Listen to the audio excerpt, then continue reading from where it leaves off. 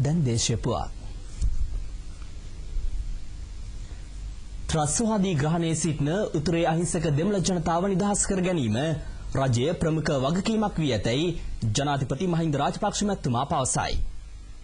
අද පෙරවරුවේ මහනුවර ජනාධිපති මන්දිරයේ පැවති යවුන් සිසුගුරු හමුව අමතමින් ජනාධිපතිතුමා මේ බව කියා සිටියේය.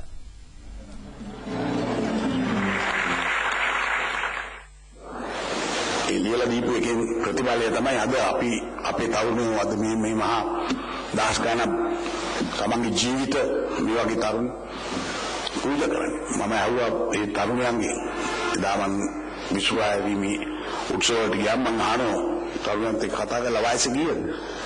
19යි. 19 තරුණයෝ තමයි හමුදාවට බැඳෙන්නේ, ත්‍රිවිධ හමුදාවට බැඳෙන්නේ. මගේ පුතා බැඳෙනකොට වයස 19යි. ඇවිල්ලා මගේ ගානකොට බැඳෙන්න ගාන අපිට අල්ල දෙන්න සිද්ධ වුණා. ඉතින් දෙමව්පියන්ගේ ඒ දරුවෝ ඔය මුවේ වයසේ දරුවා තමයි මේ කැප වෙලා තියෙන්නේ උතුරට ගිහිල්ලා.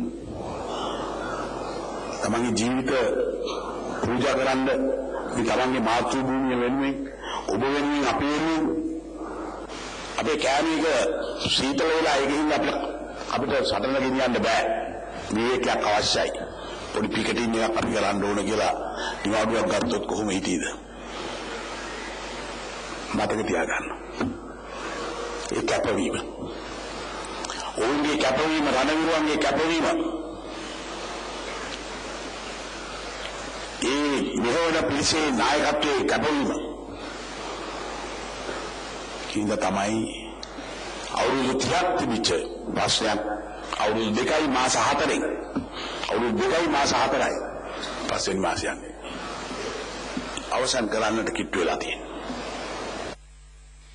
මෙහිදී වැඩිදුරටත් අදහස් දැක්වූ ජනාධිපතිතුමා කියා සිටියේ උතුරේ දරුවන්ටද අනිකුත් දරුවන්ට හිමි සියලු වරප්‍රසාද නොඅඩුව ලබා දීමට ක්‍රියා කරන බවයි. රජය සෑම දිනම තරුණිය පිළිබඳ විශ්වාසයක් තැබීය. තරුණ ජවය හා ශක්තිය රටේ සංවර්ධනය හා මුසු කිරීමට වැඩසටහන් රැසක් ක්‍රියාවට නංවා ඇතැයි එතුමා පෙන්වා දුන්නේය. තරුණ ශක්තිය කොන්කල කිසිදු අවස්ථාවක රට ගොඩනැගීමට නොහැකි වූ බවද ජනාධිපතිතුමා සිහිපත් කළේය. අමාත්‍යවරුන් වන සුසිල් ප්‍රේමජයන්, බන්දුල ගුණවර්ධන මහත්වරුද මෙහිදී අදහස් දැක්වූහ.